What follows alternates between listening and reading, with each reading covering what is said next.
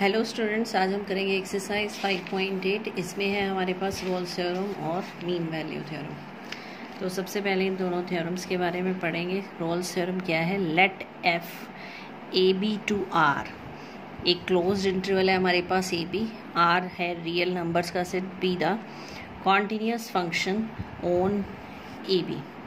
जो f है that is continuous on closed interval A B and differentiable on open interval AB such that f of A is equal to f of B, where A and B are some real numbers.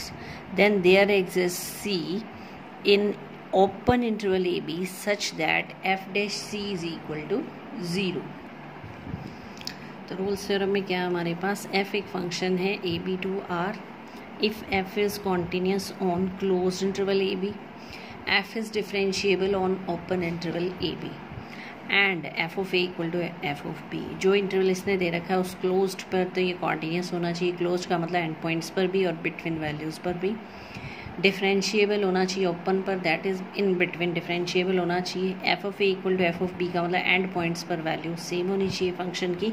Then there exist C belongs to open interval A B such that f dash C is equal to 0। तो open interval में एक point ऐसा लाई करेगा जिस पर function का जो derivative है दैट इज इक्वल टू 0। इसी तरह मीन वैल्यू थ्योरम है हमारे पास। मीन वैल्यू थ्योरम में क्या है हमारे पास?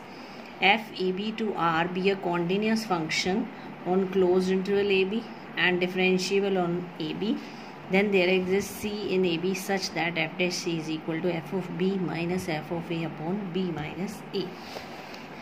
मीन वैल्यू थ्योरम और रोल्स थ्योरम में क्या डिफरेंस है? इसमें सिर्फ फर्स्ट टू कंडीशन है, f is continuous on A B, f is differentiable on A B, then there exist c। तो एक पॉइंट इस इंटरवल ओपन इंटरवल में लाई करेगा such that f dash c, जो फंक्शन का डेरिवेटिव है उस पॉइंट पर, वो इक्वल किसको होगा?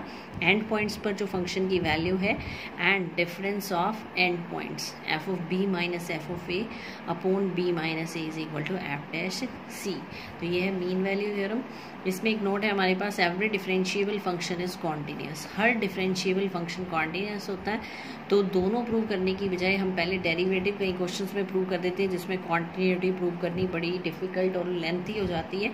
तो हम डेरिवेटिव वाला स्टेप प्रूव कर देते हैं और डायरेक्ट लिख देते हैं it is differentiable so it is continuous also, यानी सेकेंड प्रूव कर देंगे तो फर्स्ट प्रूव हो जाएगा हमारे पास। Now we start the exercise 5.8. Question number first, verify Rolle's theorem for the function fx is equal to x square plus 2x minus 8 x belongs to minus 4 to 2। तो जो interval दे रखा है वो A B की जगह क्या दे रखा है? -4 to 2। तो फंक्शन क्या है हमारे पास? fx is equal to x square plus 2x minus 8। Interval क्या है हमारे पास? -4 to 2। fx being a polynomial so it is continuous। Polynomial function continuous होते हैं, और हमारे मॉडुलस फंक्शन कॉन्टिन्यूस होते हैं, ट्रिग्नोमेट्रिकल फंक्शन कॉन्टिन्यूस होते हैं। तो यहाँ directly we can say that it is a polynomial so it is continuous in this interval. Now we take f dash x. F dash x इसका derivative क्या बनेगा? 2x plus 2 which exist for all -4 to 2। इस open interval में यहाँ exist करता है। Exist का मतलब कहीं पर भी नॉट डिफाइंड या कॉम्प्लेक्स नंबर या कुछ ऐसी क्वांटिटी नहीं बन रही है इन्फिनिटी लाइक। तो इट इज़ डेरिवेबल ऑल्सो। पहली दो कंडीशन सेटिस्फाई हो गई। अब थर्ड करते हैं, एंड पॉइंट्स पर वैल्यू चेक करनी है, f ऑफ -4 और f ऑफ 2 निकालना है। f ऑफ -4 यहाँ x की जगह क्या पुट कर देंगे? -4, ये आ गया 0। f ऑफ 2 यहाँ जहाँ पर भी x है वहाँ 2 पुट कर देंगे, f of 2 it also comes to 0। So end points पर वैल्यू भी क्या है? Same. Thus all conditions of the Rolle's theorem are satisfied. There exists at least one point C belongs to open interval। तो एक point C open में लाई करेगा such that f dash C is equal to 0। f dash x कितना था हमारे पास? 2x plus 2। तो f dash C कितना हो जाएगा? x की जगह C रिप्लेस कर देंगे, 2c plus 2 is equal to 0। C की वैल्यू कितनी आ जाएगी यहाँ पर? -1। अब आपको ये चेक करना है क्या C इस इंटरवल में लाई करता है? C lies between -4 to 2, hence Rolle's theorem is verified। Next है हमारे पास question number 2। Examine if Rolle's theorem is applicable to any of the following functions, can you say something about converse of Rolle's theorem from these examples? तो in example से आप converse के बारे में भी कुछ कह सकते हैं। पहले तो आपको ये चेक करना कि रोल्स थ्योरम एप्लीकेबल है या नहीं।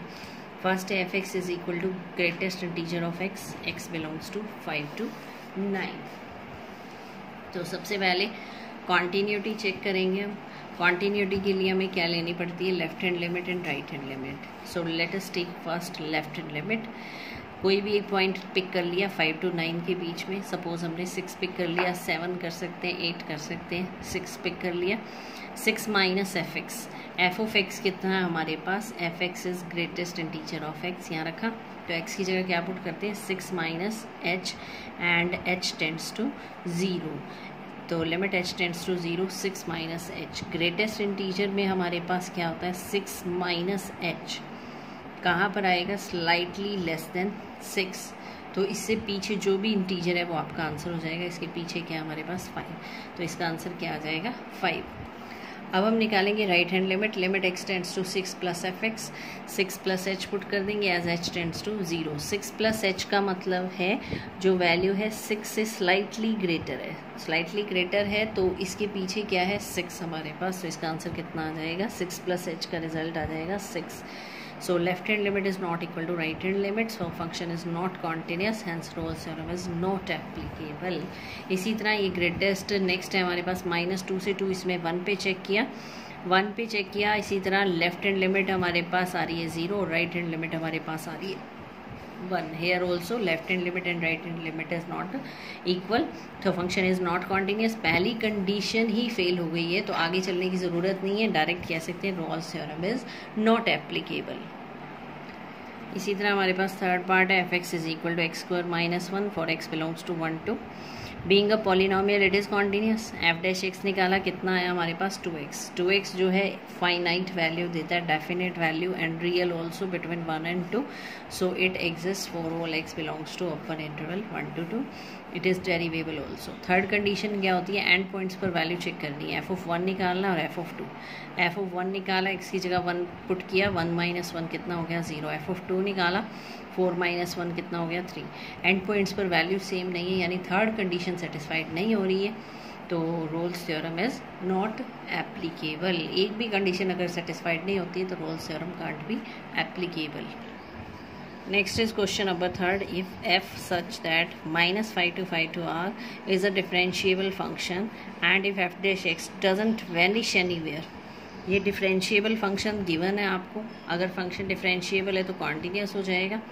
डजंट वैनिश का मतलब कहीं फिनिश नहीं होता, कहीं पर भी इसकी वैल्यू 0 नहीं होती, ये गिवन है आपको। We have to prove that f(-5) is not equal to f(5). End points पर जो वैल्यू है फंक्शन की वो नॉट इक्वल शो करनी है हमें।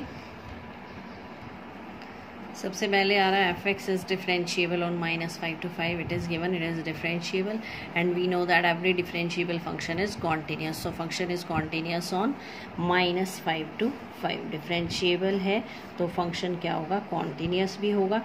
Thus both conditions of mean value theorem are satisfied. Mean value की पहली दो ही कंडीशन होती है, continuity और differentiability, दोनों satisfied है। Hence there exists at least one point C belongs to open interval -5 to 5 such that, ये कंडीशन होती है मीन वैल्यू की, f(c) is equal to f(b) minus f(a) upon b minus a, जहाँ पर b की value क्या है 5 और a की वैल्यू क्या है -5। तो f(5), f(-5), 5 माइनस माइनस क्या हो जाएगा +5 बिकम्स 10। अब आपकी ये वैल्यू एज इट इज़ रखनी है। ये 10 को क्रॉस किया हमने, 10 f(c). अब ये गिवन है आपको f(x) doesn't vanish anywhere. Doesn't vanish, vanish का मतलब कहीं ख़त्म नहीं होगा, फिनिश नहीं होगा, means can't be equal to 0।